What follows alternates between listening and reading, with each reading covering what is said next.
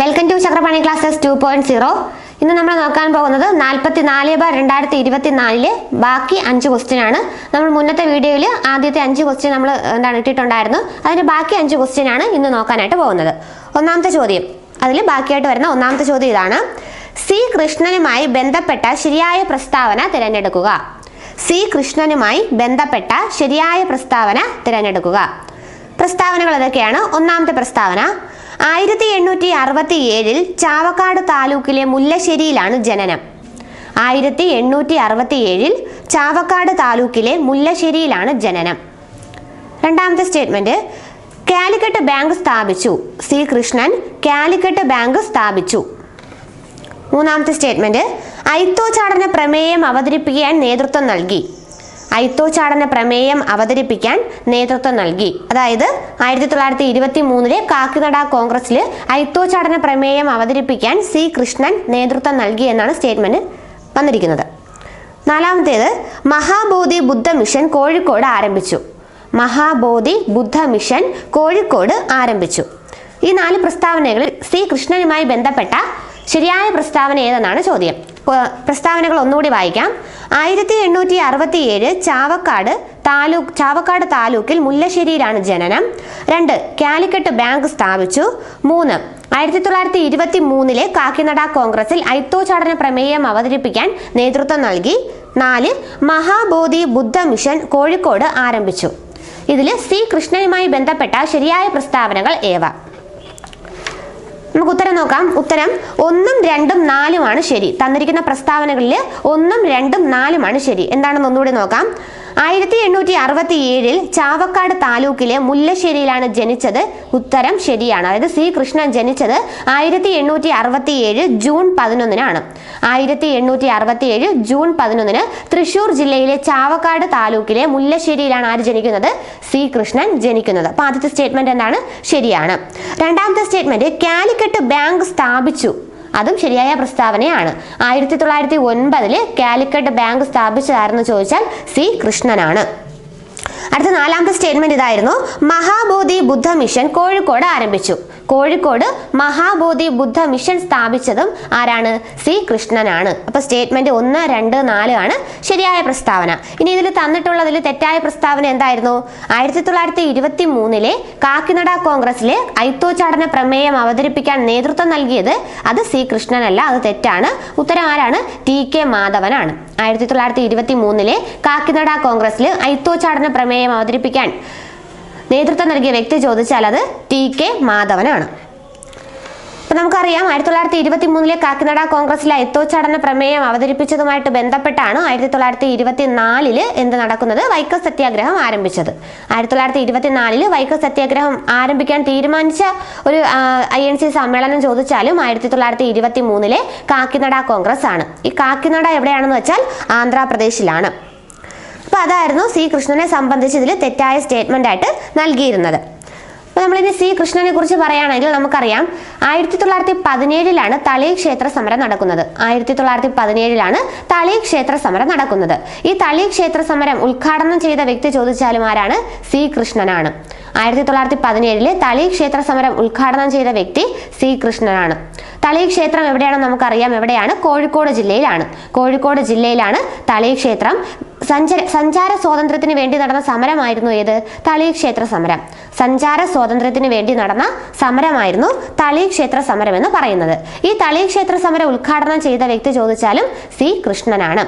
അതുകൂടാതെ രേവതി പട്ടത്താനം, അതായത് 7 ദിവസം നീണ്ടു നിൽക്കുന്ന ഒരു വിദ്വൽ സദസ്സാണ് രേവതി പട്ടത്താനം. രേവതി നാളിൽ തുടങ്ങി 7 ദിവസം നീണ്ടു നിൽക്കുന്ന ഒരു വിദ്വൽ സദസ്സാണ് രേവതി പട്ടത്താനം. ഇത് നടക്കുന്ന ക്ഷേത്രവും കോഴിക്കോട് തളി ക്ഷേത്രമാണ്. അപ്പോൾ തളി ക്ഷേത്ര സമരം ഉദ്ഘാടനം ചെയ്ത വ്യക്തി ചോദിച്ചാലും ആരാണ്? സി കൃഷ്ണനാണ്. ഇനി സി കൃഷ്ണൻ നമുക്കറിയാം, അദ്ദേഹത്തെ മിതവാദി കൃഷ്ണൻ എന്നറിയപ്പെടുന്നു. മിതവാദി കൃഷ്ണൻ എന്നറിയപ്പെടുന്നത് സി കൃഷ്ണനാണ്. എന്താണ് കാരണം? അത് നമുക്ക് മിതവാദി പത്രത്തെ കുറിച്ച് പറയണം. 1907 തലശ്ശേരിയിൽ നിന്ന് മിതവാദി പത്രം ആദ്യം ആരംഭിക്കുന്നത് മൂർക്കോത്ത് കുമാരനാണ്. 1907 തലശ്ശേരിയിൽ നിന്ന് ഏത് പത്രം? മിതവാദി എന്ന പത്രം ആരംഭിക്കുന്നത് മൂർക്കോത്ത് കുമാരനാണ്. അപ്പോൾ മിതവാദി പത്രത്തിന്റെ ആദ്യ പത്രാധിപർ ചോദിക്കുകയാണെങ്കിൽ അതാരാണ്? മൂർക്കോത്ത് കുമാരനാണ്. ഇത് പിന്നീട് 1913 കോഴിക്കോട് നിന്ന് ആരംഭിച്ചത് സി കൃഷ്ണനാണ്. മിതവാദി പത്രം 1913 ഈ മൂർക്കോത്ത് കുമാരനിൽ നിന്നും വിലയ്ക്ക് വാങ്ങി കോഴിക്കോട് നിന്ന് ആരംഭിച്ചത് സി കൃഷ്ണനാണ്. അതുകൊണ്ടാണ് എന്താണ് മിതവാദി കൃഷ്ണൻ എന്ന അദ്ദേഹത്തിന് പേര് വരാനായിട്ട് കാരണം. ഇനി നമുക്കറിയാം, തീയരുടെ ബൈബിൾ എന്നറിയപ്പെടുന്ന ഒരു പത്രമാണ് ഏത്? മിതവാദി, അല്ലെങ്കിൽ ഈഴവരുടെ ബൈബിൾ എന്നറിയപ്പെടുന്ന പത്രമാണ് മിതവാദി എന്ന് പറയുന്നത്. അപ്പൊ മിതവാദി പത്രത്തിലാണ് 1907 ആദ്യമായിട്ട് കുമാരനാശാന്റെ വീണപൂവ് എന്ന കാവ്യം പ്രസിദ്ധീകരിക്കുന്നത്. കുമാരനാശാന്റെ വീണപൂവ് എന്ന കാവ്യം പ്രസിദ്ധീകരിക്കുന്നത് ഏത് പത്രത്തിലെന്ന് ചോദിച്ചാൽ 1907 മിതവാദി പത്രത്തിലാണ്. അപ്പൊ നമ്മൾ സി കൃഷ്ണന്റെ കാര്യമാണ് പറഞ്ഞത്. മിതവാദി കൃഷ്ണൻ എന്നറിയപ്പെടുന്നത് സി കൃഷ്ണനാണ്. കാരണം നമ്മൾ പറഞ്ഞു, അദ്ദേഹം മിതവാദി പത്രം 1913 എന്ത് ചെയ്തു? കോഴിക്കോട് നിന്ന് ആരംഭിച്ചു. ഇനി കേരള സഞ്ചാരി എന്ന പത്രത്തിന്റെ എഡിറ്ററായിട്ടും ആര് പ്രവർത്തിച്ചിട്ടുണ്ട്? സി കൃഷ്ണൻ പ്രവർത്തിച്ചിട്ടുണ്ട്. കേരള സഞ്ചാരി എന്ന പത്രത്തിന്റെ എഡിറ്ററായും സി കൃഷ്ണൻ പ്രവർത്തിച്ചിട്ടുണ്ട്. ഇദ്ദേഹം സ്ഥാപിച്ച മറ്റൊരു സംഘടന അല്ലെങ്കിൽ പാഠശാലയാണ് ബാലപ്രബോധിനി സംസ്കൃത പാഠശാല. ബാലപ്രബോധിനി സംസ്കൃത പാഠശാല സ്ഥാപിച്ചതും ആരെന്ന് ചോദിച്ചാൽ സി കൃഷ്ണനാണ്. ബാലപ്രബോധിനി സംസ്കൃത പാഠശാല സ്ഥാപിച്ചത് സി കൃഷ്ണനാണ്. അപ്പൊ സി കൃഷ്ണനെ സംബന്ധിച്ച സ്റ്റേറ്റ്മെന്റ് ആയിരുന്നു ആദ്യത്തെ ചോദ്യം എന്ന് പറയുന്നത്.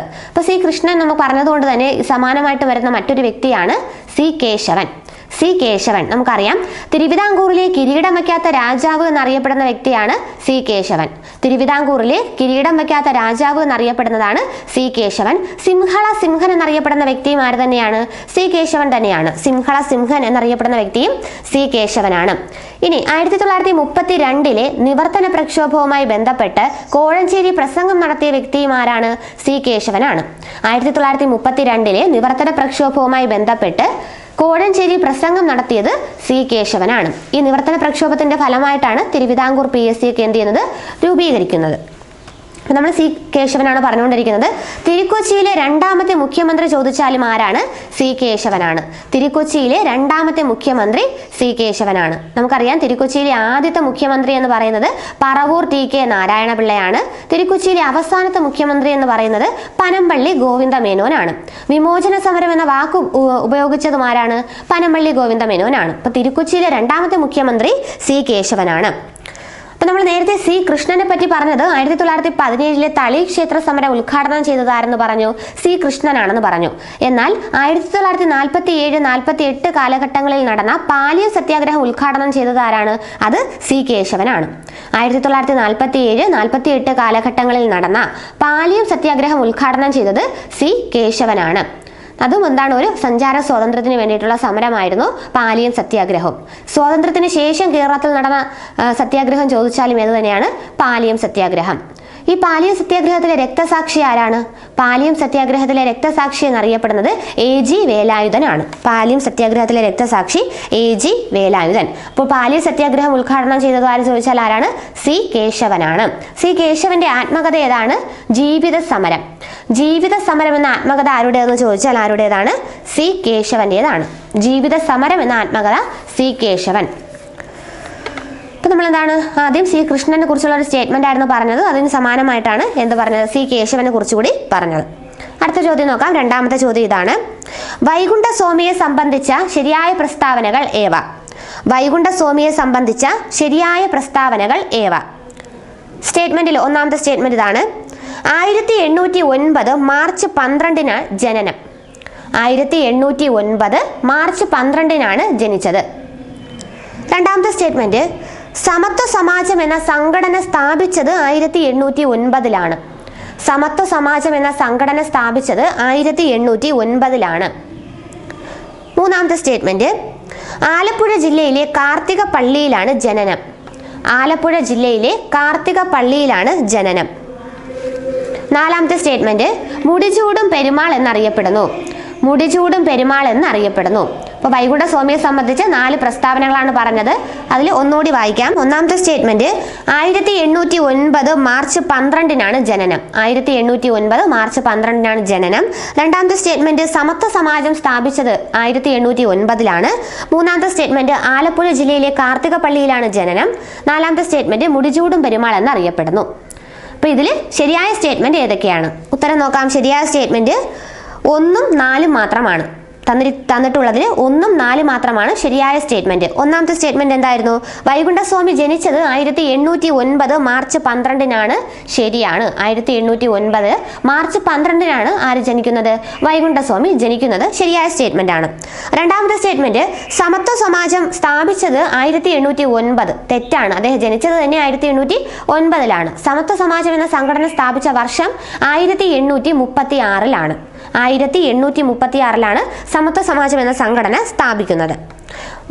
അപ്പം എന്താണ് അത്? രണ്ടാമത്തെ സ്റ്റേറ്റ്മെന്റ് തെറ്റായിട്ടാണ് തന്നിരുന്നത്. സമത്വ സമാജം എന്ന സംഘടന സ്ഥാപിച്ചത് 1836-ലാണ്. മൂന്നാമത്തെ സ്റ്റേറ്റ്മെന്റ് ഇതാണ്. കാർത്തികപ്പള്ളി, ആലപ്പുഴ ജില്ലയിലെ കാർത്തികപ്പള്ളിയിലാണ് ജനിച്ചത്. അത് തെറ്റാണ്. അദ്ദേഹം ജനിക്കുന്നത് എവിടെയാണ്? തമിഴ്നാട്ടിലെ കന്യാകുമാരിയിലെ ശാസ്താംകോവിലില് സ്വാമിത്തോപ്പിലാണ് ആര് ജനിക്കുന്നത്? വൈകുണ്ഠസ്വാമികൾ ജനിക്കുന്നത്. അപ്പോൾ വൈകുണ്ഠസ്വാമികൾ ജനിച്ചത് കന്യാകുമാരിയിലെ ശാസ്താംകോയിലിലെ സ്വാമിത്തോപ്പ് എന്ന സ്ഥലത്താണ് ജനിച്ചത്. അപ്പോൾ ഇതിൽ കാർത്തികപ്പള്ളി എന്ന് പറഞ്ഞിരുന്നത് തെറ്റാണ്. എന്നാൽ ആലപ്പുഴ ജില്ലയിലെ കാർത്തികപ്പള്ളിയിൽ ജനിച്ച മറ്റൊരു നവോത്ഥാന നായകനാണ് ടി.കെ. മാധവൻ. ടി.കെ. മാധവൻ ജനിക്കുന്നത് എവിടെയെന്ന് ചോദിച്ചാൽ ആലപ്പുഴ ജില്ലയിലെ കാർത്തികപ്പള്ളിയിലാണ്. ടി.കെ. മാധവനെ സംബന്ധിച്ച് നമുക്കറിയാം, നേരത്തെ പറഞ്ഞു 1923 കാക്കിനഡ കോൺഗ്രസിൽ ഐത്തോച്ചാടന പ്രമേയം അവതരിപ്പിക്കാനായിട്ട് നേതൃത്വം നൽകിയ വ്യക്തി ആരെന്ന് ചോദിച്ചാലും ടി.കെ. മാധവനാണ്. അതേപോലെ വൈക്കം സത്യാഗ്രഹത്തിന് നേതൃത്വം നൽകിയ വ്യക്തി ആര് തന്നെയാണ്? ടി.കെ. മാധവൻ. അടുത്ത മൂന്നാമത്തെ സ്റ്റേറ്റ്മെന്റാണ് നമ്മൾ പറഞ്ഞത്. ജനനം പറഞ്ഞു. എവിടെയാണ്? സ്വാമിത്തോപ്പിലാണ് അദ്ദേഹം ജനിച്ചത്. വൈകുണ്ഠസ്വാമികൾ ജനിച്ചത് എവിടെയാണ്? സ്വാമിത്തോപ്പിലാണ്. ഇത് നാലാമത്തെ സ്റ്റേറ്റ്മെന്റ് മുടിചൂടും പെരുമാൾ എന്നറിയപ്പെടുന്നു. അത് ശരിയായ സ്റ്റേറ്റ്മെന്റ് ആണ്. വൈകുണ്ഠസ്വാമി അറിയപ്പെടുന്നത് എന്താണ്? മുടിചൂടും പെരുമാൾ. അദ്ദേഹത്തിന്റെ ബാല്യകാല നാമം എന്താണ്? മുത്തുക്കുട്ടി. മുത്തുക്കുട്ടി എന്ന ബാല്യകാല നാമത്തിൽ അറിയപ്പെട്ടിരുന്നത് ആരാണ്? വൈകുണ്ഠസ്വാമിയാണ്. അപ്പോൾ വൈകുണ്ഠസ്വാമിയെ സംബന്ധിച്ച ഒരു ക്വസ്റ്റ്യൻ ആയിരുന്നു പറഞ്ഞത്. അപ്പോൾ നമുക്ക് കുറച്ച് വൈകുണ്ഠസ്വാമിയെ കുറിച്ചൊന്ന് നോക്കാം. സമപന്തി ഭോജനം നമുക്കറിയാം. സമപന്തി ഭോജനം ആരുടേതെന്ന് ചോദിച്ചാൽ വൈകുണ്ഠസ്വാമിയുടേതാണ്. സമപന്തി ഭോജനം നടത്തിയത് വൈകുണ്ഠസ്വാമിയാണ്. എന്നാൽ പന്തി ഭോജനം നടത്തിയത് ആരാണ്? പന്തി ഭോജനം തക്യാടയ്യയാണ് നടത്തിയത്. പന്തി ഭോജനം തക്യാടയ്യ, സമപന്തി ഭോജനം വൈകുണ്ഠസ്വാമി. എന്നാൽ പ്രീതി ഭോജനം ആരുടേതാണ്? പ്രീതി ഭോജനം വാഗ്ഭടാനന്ദന്റേതാണ് പ്രീതി ഭോജനം എന്ന് പറയുന്നത്. ഇനി ഒന്നുകൂടി ഉണ്ടല്ലോ, ഏതാണ്? മിശ്രഭോജനം. 1917 ചേറായിൽ മിശ്രഭോജനം നടത്തിയത് ആരെന്ന് ചോദിച്ചാൽ ആരാണത്? അത് സഹോദരൻ അയ്യപ്പനാണ്. മിശ്രഭോജനം നടത്തിയത് സഹോദരൻ അയ്യപ്പൻ. അപ്പോൾ സമപന്തി ഭോജനം ആരുമായിട്ട് ബന്ധപ്പെട്ടിരിക്കുന്നു? വൈകുണ്ഠസ്വാമികളുമായിട്ട് ബന്ധപ്പെട്ടിരിക്കുന്നു. ഇനി അദ്ദേഹത്തിന്റെ മറ്റൊരു സംഭാവനയാണ് മുന്തിരിക്കിണർ. എല്ലാ ജാതിക്കാർക്കും വേണ്ടി വെള്ളം എടുക്കുന്നതിന് വേണ്ടിയിട്ട് അദ്ദേഹം സ്ഥാപിച്ചതാണ് എന്തെന്ന് പറയുന്നത്? മുന്തിരിക്കിണർ എന്ന് പറയുന്നത്. മറ്റൊന്ന് ഊഴിയം വേലയ്ക്കെതിരെ ശബ്ദമുയർത്തിയ നവോത്ഥാന നായകൻ ചോദിച്ചാലും ആരാണ്? വൈകുണ്ഠസ്വാമിയാണ്. അതെന്താണ് ഊഴിയം വേല എന്ന് പറയുന്നത്? ശമ്പളമില്ലാതെ ജോലി ചെയ്യുക, കൂലി ഇല്ലാതെ ജോലി ചെയ്യുന്നതാണ് ഊഴിയം വേല. അപ്പം അതിനെതിരെ അദ്ദേഹം എന്ത് ചെയ്തു? ശബ്ദമുയർത്തി. വേല ചെയ്താൽ കൂലി കിട്ടണം എന്ന് പറഞ്ഞത് ആര് തന്നെയാണ്? വൈകുണ്ഠസ്വാമികളാണ്. വേല ചെയ്താൽ കൂലി കിട്ടണം, വൈകുണ്ഠസ്വാമി. ഇനി ഇദ്ദേഹം ബ്രിട്ടീഷ് ഭരണത്തെ വിളിച്ചത് എന്താണ്?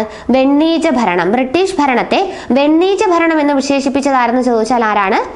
വൈകുണ്ഠസ്വാമികളാണ്. തിരുവിതാംകൂർ രാജാക്കന്മാരെ അനന്തനീചൻ അല്ലെങ്കിൽ കറുത്ത പിശാച് എന്നൊക്കെ വിശേഷിപ്പിച്ചതും ആര് തന്നെയാണ്? വൈകുണ്ഠസ്വാമികളാണ്. നമുക്കറിയാം വൈകുണ്ഠസ്വാമികളെ തിരുവിതാംകൂറിലെ ശിങ്കാരത്തോപ്പ് ജയിലിൽ തടവിലാക്കിയ രാജാവ് ആരെന്ന് ചോദിച്ചാൽ സ്വാതി തിരുനാളാണ് അല്ലെ. സ്വാതി തിരുനാളിന്റെ കാലത്താണ് വൈകുണ്ഠസ്വാമികൾ ശിങ്കാരത്തോപ്പ് ജയിലിൽ കിടന്നത്. ഇനി അദ്ദേഹത്തെ കുറിച്ച് പറയുകയാണെങ്കിൽ ദക്ഷിണേന്ത്യയിൽ ആദ്യമായിട്ട് കണ്ണാടി പ്രതിഷ്ഠ നടത്തിയ നവോത്ഥാന നായകൻ ചോദിച്ചാലും ആരാണ്? വൈകുണ്ഠസ്വാമികളാണ്. ദക്ഷിണേന്ത്യയിൽ ആദ്യമായിട്ട് കണ്ണാടി പ്രതിഷ്ഠ നടത്തിയ വ്യക്തി വൈകുണ്ഠസ്വാമികളാണ്. എവിടെയാണെന്ന് ചോദിച്ചാൽ മരുത്വാമലയിലാണ്. ദക്ഷിണേന്ത്യയിലെ ആദ്യത്തെ കണ്ണാടി പ്രതിഷ്ഠ മരുത്വാമലയിൽ സ്ഥാപിച്ചതും ആരാണ്? വൈകുണ്ഠസ്വാമികളാണ്. ഇദ്ദേഹത്തിന്റെ രണ്ട് പ്രധാനപ്പെട്ട കൃതികൾ നമുക്കറിയാം. അരുൾ നൂലും അഖിലത്തിരുട്ടും. അരുൾ നൂൽ അഖിലത്തിരുട്ട് എന്നീ രണ്ട് കൃതികൾ ആരുടേതെന്ന് ചോദിച്ചാൽ ആരുടേതാണ്? വൈകുണ്ഠസ്വാമികളുടേതാണ്. ഇനി എല്ലാവർക്കും തുല്യത ഉറപ്പുവരുത്തുന്നതിന് വേണ്ടിയിട്ട് അദ്ദേഹം സ്ഥാപിച്ച ഒരു കൂട്ടായ്മയുടെ പേരാണ് തുവയൽ പന്തികൾ. തുവയൽ പന്തികൾ ആരുമായിട്ട് ബന്ധപ്പെട്ടിരിക്കുന്നു എന്ന് ചോദിച്ചാൽ വൈകുണ്ഠസ്വാമികളാണ്. തുവയൽ പന്തികൾ വൈകുണ്ഠസ്വാമിയുമായിട്ട് ബന്ധപ്പെട്ടിരിക്കുന്നു. ഇതുപോലെ അദ്ദേഹം സ്ഥാപിച്ച ആരാധനാലയങ്ങൾ അറിയപ്പെടുന്ന പേരാണ് നിഴൽ തങ്കൾ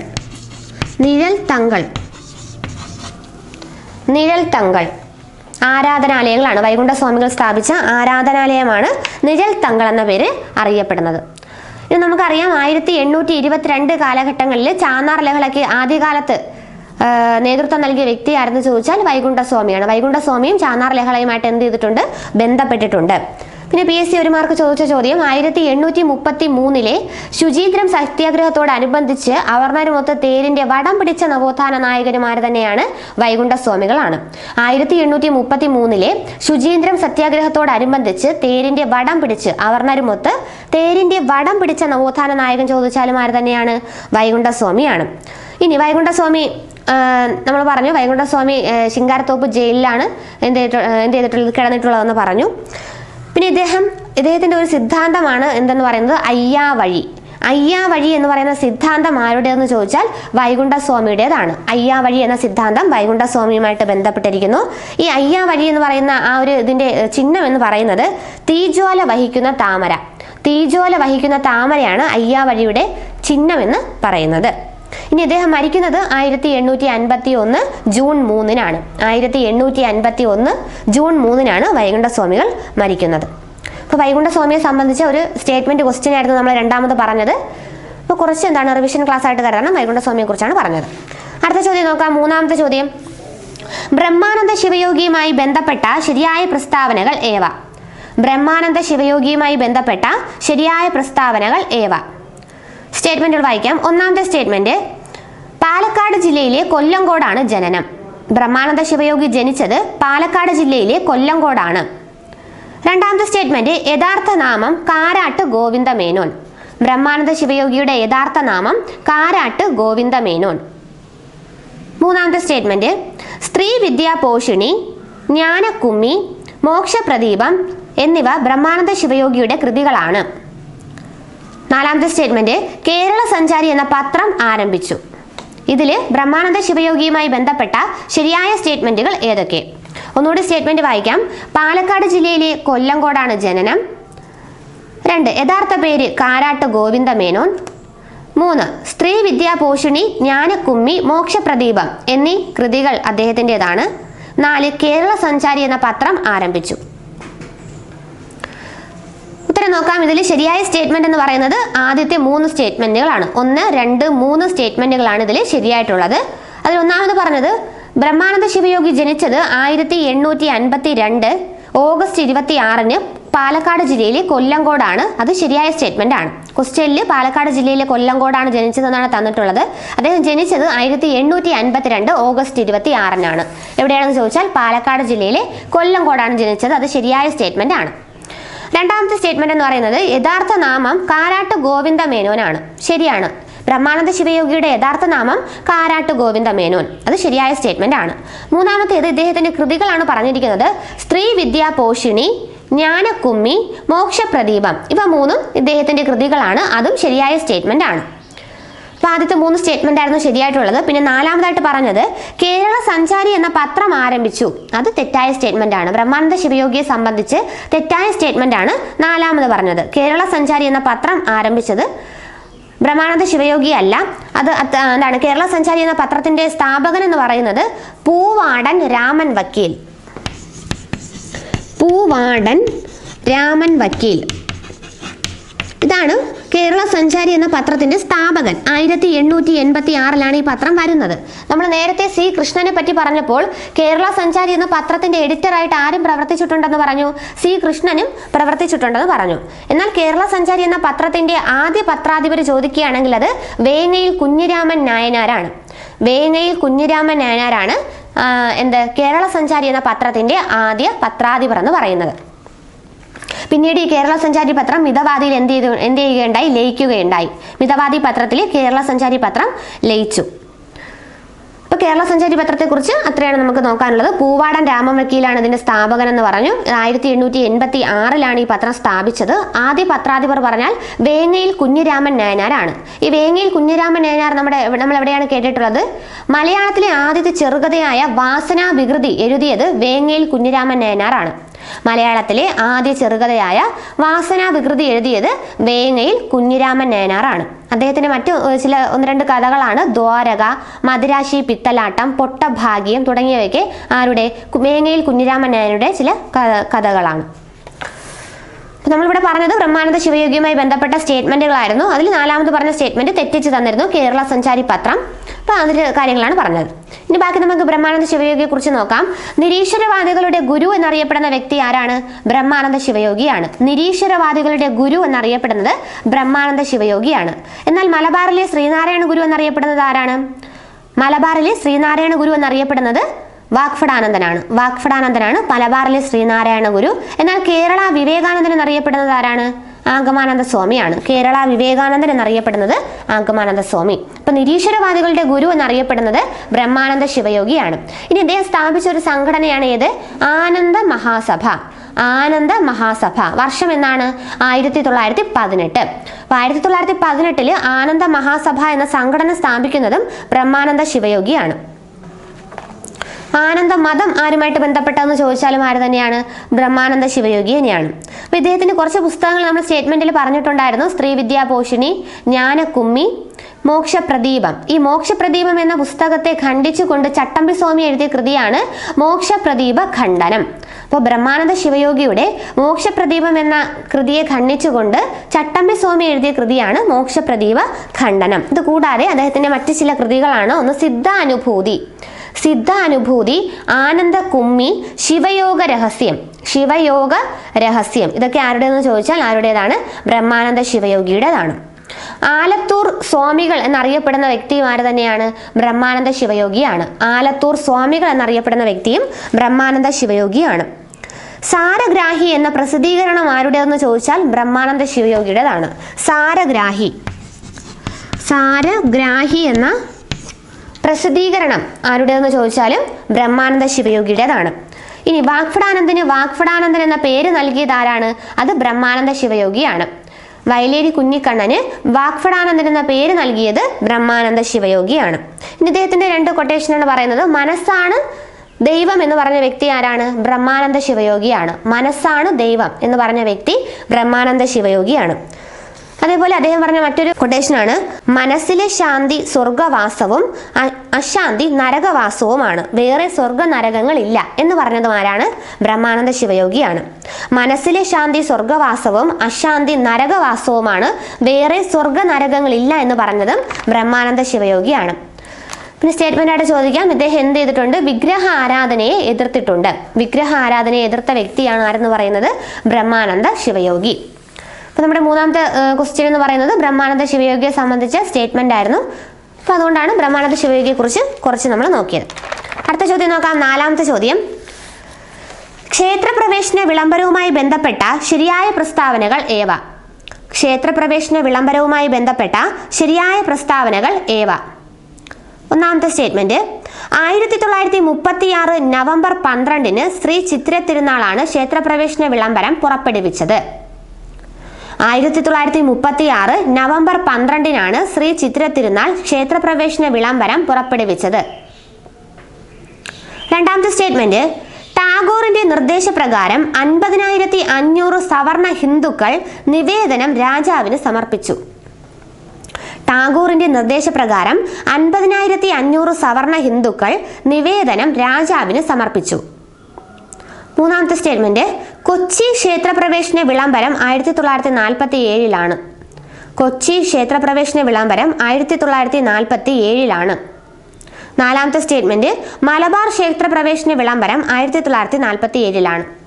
മലബാർ ക്ഷേത്രപ്രവേശന വിളംബരം 1947. ഇതിൽ ക്ഷേത്രപ്രവേശന വിളംബരവുമായി ബന്ധപ്പെട്ട ശരിയായ പ്രസ്താവനകൾ ഏവ എന്നാണ് ചോദ്യം. ഒന്നുകൂടി സ്റ്റേറ്റ്മെന്റ് വായിക്കാം. ഒന്നാമത്തേത്, 1936 നവംബർ 12 ശ്രീ ചിത്ര തിരുനാളാണ് ക്ഷേത്രപ്രവേശന വിളംബരം പുറപ്പെടുവിച്ചത്. 2, ടാഗോറിന്റെ നിർദ്ദേശപ്രകാരം 50,500 സവർണ ഹിന്ദുക്കൾ നിവേദനം രാജാവിന് സമർപ്പിച്ചു. 3, കൊച്ചി ക്ഷേത്രപ്രവേശന വിളംബരം 1947. 4, മലബാർ ക്ഷേത്രപ്രവേശന വിളംബരം 1947. ഇതിൽ ശരിയായ സ്റ്റേറ്റ്മെന്റുകൾ 1, 3, 4 ആണ്. 1, 3, 4 പ്രസ്താവനകളാണ് ശരിയായിട്ടുള്ളത്. ഉത്തരം നോക്കാം, ഒന്നുകൂടി പറയാം. 1936 നവംബർ 12 ശ്രീ ചിത്ര തിരുനാളാണ് ക്ഷേത്രപ്രവേശന വിളംബരം പുറപ്പെടുവിച്ചത്. ശരിയായ സ്റ്റേറ്റ്മെന്റ് ആണ്, നമുക്ക് അറിയാവുന്നതാണ്. ഇനി മൂന്നാമത് പറഞ്ഞത് കൊച്ചി ക്ഷേത്രപ്രവേശന വിളംബരം 1947. അതിന്റെ ഡേറ്റ് പറയുകയാണെങ്കിൽ ഡിസംബർ 20. 1947 ഡിസംബർ 20-നാണ് കൊച്ചി ക്ഷേത്രപ്രവേശന വിളംബരം നടത്തുന്നത്. അടുത്ത 4ാമത്തെ സ്റ്റേറ്റ്മെന്റ്, മലബാർ ക്ഷേത്രപ്രവേശന വിളംബരം 1947 ജൂൺ 2-നാണ്. അപ്പോൾ ശരിയായ സ്റ്റേറ്റ്മെന്റ് ആണ്. ഡേറ്റ് ജൂൺ 2 വരുന്നത്. മലബാർ ക്ഷേത്രപ്രവേശന വിളംബരം 1947 ജൂൺ 2-നാണ്. അപ്പോൾ 1, 3, 4 സ്റ്റേറ്റ്മെന്റ് ആയിരുന്നു ശരിയായിട്ടുള്ളത്. പിന്നെ രണ്ടാമത് പറഞ്ഞത് ടാഗോറിന്റെ നിർദ്ദേശപ്രകാരം 50,500 സവർണ ഹിന്ദുക്കൾ നിവേദനം കൊടുത്തു എന്ന് പറഞ്ഞത് തെറ്റായ സ്റ്റേറ്റ്മെന്റ് ആണ്. എന്താണ് ടാഗോർ അങ്ങനെ ഒരു സംഭവം ഇല്ല. അപ്പോൾ ബാക്കി 3 സ്റ്റേറ്റ്മെന്റുകളും ശരിയായിട്ടുള്ളതാണ്. അപ്പോൾ നമുക്കറിയാം ക്ഷേത്രപ്രവേശന വിളംബരം 1936 നവംബർ 12-നാണെന്ന് പറഞ്ഞു. ആരാണ് ഇത് എഴുതി തയ്യാറാക്കിയത്? ഉള്ളൂർ എസ് പരമേശ്വരയ്യറാണ് എഴുതി തയ്യാറാക്കിയത്. ക്ഷേത്രപ്രവേശന വിളംബരം എഴുതി തയ്യാറാക്കിയത് ഉള്ളൂർ എസ് പരമേശ്വരയ്യറാണ്. ഇനി ഈ ക്ഷേത്രപ്രവേശന വിളംബരവുമായി ബന്ധപ്പെട്ട് ഗാന്ധിജി കേരളത്തിൽ എത്തിയതെന്നാണ്? 1937-ലാണ്. അവസാനമായിട്ട് ഗാന്ധിജി കേരളത്തിൽ എത്തിയത് എന്ന് തന്നെയാണ് 1937-ലാണ്. അപ്പോൾ ക്ഷേത്രപ്രവേശന വിളംബരവുമായി ബന്ധപ്പെട്ട് ഗാന്ധിജി കേരളത്തിൽ എത്തിയത് 1937-ലാണ്. അപ്പോൾ എന്താണ് ഗാന്ധിജി പറഞ്ഞത്? ഒരു തീർത്ഥാടനം എന്നാണ് ഗാന്ധിജി എന്താണ് അവസാനത്തെ കേരള യാത്ര എന്ത് ചെയ്തത്? വിശേഷിപ്പിച്ചത് ഒരു തീർത്ഥാടനം. ഇനി ആധുനിക കാലഘട്ടത്തിലെ മഹാ അത്ഭുതം എന്ന ക്ഷേത്രപ്രവേശന വിളംബരത്തെ വിശേഷിപ്പിച്ചത് ആരെന്ന് ചോദിച്ചാലും ആരാണ്? ഗാന്ധിജിയാണ്. ആധുനിക കാലഘട്ടത്തിലെ മഹാ അത്ഭുതം എന്ന് ക്ഷേത്രപ്രവേശന വിളംബരത്തെ വിശേഷിപ്പിച്ചതും ഗാന്ധിജിയാണ്. അതുകൂടാതെ ഗാന്ധിജി പറഞ്ഞ ക്ഷേത്രപ്രവേശന വിളംബരത്തെ പറ്റി പറഞ്ഞ മറ്റൊരു കാര്യമാണ് ജനങ്ങളുടെ ആധ്യാത്മിക വിമോചനത്തിന്റെ ആധികാരിക രേഖയായ സ്മൃതി. ജനങ്ങളുടെ ആധ്യാത്മിക വിമോചനത്തിന്റെ ആധികാരിക രേഖയായ സ്മൃതി എന്ന് ക്ഷേത്രപ്രവേശന വിളംബരത്തെ വിശേഷിപ്പിച്ചതുമാരാണ്? ഗാന്ധിജിയാണ്. കേരളത്തിന്റെ മാഗ്ന കാർട്ട എന്നറിയപ്പെടുന്നതും ഏതാണ്? ക്ഷേത്രപ്രവേശന വിളംബരമാണ്. കേരളത്തിന്റെ മാഗ്ന കാർട്ട എന്നറിയപ്പെടുന്നതും ക്ഷേത്രപ്രവേശന വിളംബരമാണ്. ക്ഷേത്രപ്രവേശന വിളംബരത്തെ അഹിംസാത്മകവും രക്തരഹിതവുമായ വിപ്ലവം എന്ന് വിശേഷിപ്പിച്ചത് ആരാണ്? ക്ഷേത്രപ്രവേശന വിളംബരത്തെ അഹിംസാത്മകവും രക്തരഹിതവുമായ വിപ്ലവം എന്ന് വിശേഷിപ്പിച്ചത് സി രാജഗോപാലാചാരിയാണ്. അതുകൂടാതെ എന്താണ് ആധ്യാത്മിക രേഖ? ക്ഷേത്രപ്രവേശന വിളംബരത്തെ ആധ്യാത്മിക രേഖ എന്ന് വിശേഷിപ്പിച്ചത് TK വേലുപ്പിള്ളയാണ്. TK വേലുപ്പിള്ള. ഇനി തിരുവിതാംകൂർ ക്ഷേത്ര സമരവുമായി ബന്ധപ്പെട്ട അല്ലെങ്കിൽ ക്ഷേത്രപ്രവേശനത്തിന് തുടക്കം കുറിച്ച വ്യക്തി, ക്ഷേത്രപ്രവേശന പ്രക്ഷോഭങ്ങൾക്കൊക്കെ തുടക്കം കുറിച്ച വ്യക്തി ചോദിച്ചാൽ അത് TK മാധവനാണ്. തിരുവിതാംകൂറിലെ ക്ഷേത്രപ്രവേശന പ്രക്ഷോഭങ്ങൾക്ക് തുടക്കം കുറിച്ച വ്യക്തി ചോദിച്ചാൽ അത് TK മാധവനാണ്.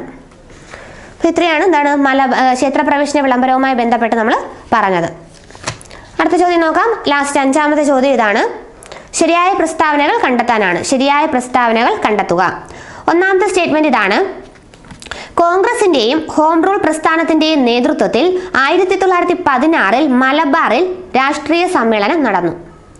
കോൺഗ്രസിന്റെയും ഹോം റൂൾ പ്രസ്ഥാനത്തിന്റെയും നേതൃത്വത്തിൽ 1916 മലബാറിൽ രാഷ്ട്രീയ സമ്മേളനം നടന്നു. 2ാമത്തെ സ്റ്റേറ്റ്മെന്റ്, ഈ സമ്മേളനത്തിന്റെ റിസപ്ഷൻ കമ്മിറ്റിയുടെ ചെയർമാൻ വി വാസുദേവരാജ ആയിരുന്നു. ഈ സമ്മേളനത്തിന്റെ റിസപ്ഷൻ കമ്മിറ്റിയുടെ ചെയർമാൻ വി വാസുദേവരാജ ആയിരുന്നു. 3ാമത്തെ സ്റ്റേറ്റ്മെന്റ്, അധ്യക്ഷൻ KP കേശവമേനോനാണ്. അതായത് 1916 മലബാർ ജില്ലാ രാഷ്ട്രീയ സമ്മേളനത്തിന്റെ അധ്യക്ഷൻ എന്ന് പറയുന്നത് KP കേശവമേനോൻ. 4, 2ാം മലബാർ ജില്ലാ സമ്മേളനം 1917 കോഴിക്കോട് വെച്ച് നടന്നു. 2ാം മലബാർ ജില്ലാ സമ്മേളനം 1917 കോഴിക്കോട് വെച്ച് നടന്നു. ഇതിൽ ശരിയായ സ്റ്റേറ്റ്മെന്റുകൾ ഏതൊക്കെയെന്നാണ് ചോദ്യം. സ്റ്റേറ്റ്മെന്റ് ഒന്നുകൂടി പറയാം. കോൺഗ്രസിന്റെയും ഹോം റൂൾ പ്രസ്ഥാനത്തിന്റെയും നേതൃത്വത്തിൽ 1916 മലബാർ രാഷ്ട്രീയ സമ്മേളനം നടന്നു. 2ാമത്തെ സ്റ്റേറ്റ്മെന്റ്, ഈ സമ്മേളനത്തിന്റെ റിസപ്ഷൻ കമ്മിറ്റിയുടെ ചെയർമാൻ വി വാസുദേവരാജ ആയിരുന്നു. 3ാമത്തെ സ്റ്റേറ്റ്മെന്റ്, 1916 മലബാർ ജില്ലാ രാഷ്ട്രീയ സമ്മേളനത്തിന്റെ അധ്യക്ഷൻ KP കേശവമേനോനാണ്. 4ാമത്തെ സ്റ്റേറ്റ്മെന്റ്, 2ാം മലബാർ ജില്ലാ സമ്മേളനം 1917 കോഴിക്കോട് വെച്ച് നടന്നു. ഇതിൽ ശരിയായ സ്റ്റേറ്റ്മെന്റുകൾ എന്ന് പറയുന്നത് 1, 2, 4 1, 2, 4 പ്രസ്താവനകളാണ് ശരിയായിട്ടുള്ളത്. ഒന്നുകൂടി നോക്കാം. കോൺഗ്രസിന്റെയും ഹോം റൂൾ പ്രസ്ഥാനത്തിന്റെയും നേതൃത്വത്തിൽ 1916 മലബാർ ജില്ലാ സമ്മേളനം ആദ്യമായിട്ട് നടന്നത്. ശരിയാണ്. മലബാറിൽ 1ാം മലബാർ ജില്ലാ സമ്മേളനം രാഷ്ട്രീയ സമ്മേളനം നടക്കുന്നത് 1916 എവിടെ വെച്ചാണെന്ന് ചോദിച്ചാൽ പാലക്കാട് വെച്ചിട്ടാണ്. 1916 പാലക്കാട് വെച്ചിട്ടാണ് മലബാറിലെ ആദ്യത്തെ രാഷ്ട്രീയ സമ്മേളനം നടക്കുന്നത്. അപ്പം അത് ശരിയായ സ്റ്റേറ്റ്മെന്റ് ആണ്. 2ാമത്തെ സ്റ്റേറ്റ്മെന്റ്, ഈ സമ്മേളനത്തിന്റെ റിസപ്ഷൻ കമ്മിറ്റിയുടെ ചെയർമാൻ വി വാസുദേവരാജ ആയിരുന്നു. ഈ ഇതും ശരിയായ സ്റ്റേറ്റ്മെന്റ് ആണ്. ആദ്യത്തെ മലബാർ ജില്ലാ കോൺഗ്രസ് സമ്മേളനത്തിന്റെ റിസപ്ഷൻ കമ്മിറ്റിയുടെ ചെയർമാൻ എന്ന് പറയുന്നത് വി വാസുദേവരാജ ആയിരുന്നു. ശരിയായ സ്റ്റേറ്റ്മെന്റ്. അടുത്തത് മൂന്നാമത് തന്നിരുന്നത് അധ്യക്ഷൻ കെ.പി. കേശവമേനോൻ. തെറ്റാണ്. 1916 മലബാർ ജില്ലാ രാഷ്ട്രീയ സമ്മേളനത്തിന്റെ അധ്യക്ഷ എന്ന് പറയുന്നത് ആനി ബെസന്റ് ആയിരുന്നു. ആനി ബെസന്റ് ആയിരുന്നു അധ്യക്ഷ. അപ്പോൾ 1916 പാലക്കാട് വെച്ചിട്ടാണ് സമ്മേളനം നടന്നത്. അതിന്റെ അധ്യക്ഷ ആനി ബെസന്റ് ആണ്. നാലാമത്തെ സ്റ്റേറ്റ്മെന്റ് രണ്ടാം മലബാർ ജില്ലാ സമ്മേളനം 1917 കോഴിക്കോട് വെച്ച് നടന്നു. ശരിയാണ്. രണ്ടാമത്തെ മലബാർ ജില്ലാ സമ്മേളനം 1917 കോഴിക്കോട് വെച്ചാണ് നടന്നത്. രണ്ടാം മലബാർ ജില്ലാ സമ്മേളനത്തിന്റെ അധ്യക്ഷൻ എന്ന് പറയുന്നത് CP രാമസ്വാമി അയ്യർ ആണ്. 1917 രണ്ടാം മലബാർ ജില്ലാ സമ്മേളനത്തിന്റെ അധ്യക്ഷൻ CP രാമസ്വാമി അയ്യർ. ഇനി നമുക്ക് പ്രധാനമായിട്ടും 5 മലബാർ ജില്ലാ സമ്മേളനങ്ങളാണ് നടന്നത്. ആദ്യത്തെ 2 സമ്മേളനം നമ്മൾ പറഞ്ഞു. 1916 പാലക്കാട് വെച്ചിട്ട് നടന്നു, അധ്യക്ഷ ആനി ബെസന്റ്. 1917 കോഴിക്കോട് വെച്ചിട്ടാണ് നടന്നത്, CP രാമസ്വാമി അയ്യരാണ് അധ്യക്ഷൻ എന്ന് പറഞ്ഞു. അടുത്ത 1918 തലശ്ശേരിയിൽ വെച്ചിട്ടാണ് മലബാർ ജില്ലാ സമ്മേളനം നടക്കുന്നത്. അതിന്റെ അധ്യക്ഷൻ ആസാദ് അലിഖാനാണ്. 1918 തലശ്ശേരിയിൽ വെച്ച് നടന്ന മലബാർ ജില്ലാ സമ്മേളനത്തിന്റെ അധ്യക്ഷൻ എന്ന് പറയുന്നത് ആസാദ് അലിഖാൻ. ഇനി നാലാം സമ്മേളനം 1919 അത് നടന്ന സ്ഥലം വടകരയാണ്. 1919 മലബാർ ജില്ലാ സമ്മേളനം നടന്നത് വടകരയിലാണ്. അതിന്റെ അധ്യക്ഷൻ KP രാമൻ മേനോനാണ്. KP രാമൻ മേനോൻ. ഇനി 5ാം രാഷ്ട്രീയ സമ്മേളനം മലബാർ ജില്ലാ രാഷ്ട്രീയ സമ്മേളനത്തിന്റെ വേദി എന്ന് പറയുന്നത് മഞ്ചേരി ആയിരുന്നു. അതിന്റെ അധ്യക്ഷൻ കസ്തൂരിരംഗ അയ്യങ്കാർ. കേരളത്തിലെ സൂററ്റ് വിപര്യം എന്നറിയപ്പെടുന്ന സമ്മേളനം ചോദിച്ചാലും ഏതാണ്? ഈ പറഞ്ഞ 1920 മഞ്ചേരി സമ്മേളനമാണ്. കേരളത്തിലെ സൂററ്റ് വിപര്യം എന്നറിയപ്പെടുന്ന സമ്മേളനം 1920 മഞ്ചേരി സമ്മേളനമാണ്. അപ്പോൾ ഇത്രയാണ് പ്രധാനപ്പെട്ട 5 മലബാർ ജില്ലാ രാഷ്ട്രീയ സമ്മേളനങ്ങൾ എന്ന് പറയുന്നത്. പിന്നീട് 1920 ആയപ്പോഴേക്കും 1920 നാഗ്പൂർ INC സമ്മേളനത്തിൽ എന്താണ് ഭാഷാടിസ്ഥാനത്തിൽ കോൺഗ്രസ് കമ്മിറ്റികൾ രൂപീകരിക്കാനായിട്ട് തീരുമാനിച്ചു. അങ്ങനെയാണ് 1921 KPCC രൂപീകരിക്കുന്നതും ആദ്യ സമ്മേളനം ഒറ്റപ്പാലത്ത് വെച്ച് നടക്കുന്നതും. ആ സമ്മേളനത്തിന്റെ അധ്യക്ഷൻ എന്ന് പറയുന്നത് ആരായിരുന്നു? T പ്രകാശമായിരുന്നു എന്ന് നമുക്ക് അറിയാം. അപ്പോൾ 5ാമത്തെ ചോദ്യം എന്തായിരുന്നു? ഈ പറഞ്ഞ മലബാർ ജില്ലാ സമ്മേളനവുമായി ബന്ധപ്പെട്ടായിരുന്നു. അപ്പോൾ 44/2024 10 ക്വസ്റ്റ്യനാണ് നമ്മൾ കംപ്ലീറ്റ് ചെയ്തത്. ഇന്നത്തെ വീഡിയോയിൽ 5 ക്വസ്റ്റ്യൻ കംപ്ലീറ്റ് ചെയ്തു. ഇതൊരു ചെറിയ റിവിഷൻ ക്ലാസ് ആയിട്ട് എല്ലാവരും കാണണം. Thank you.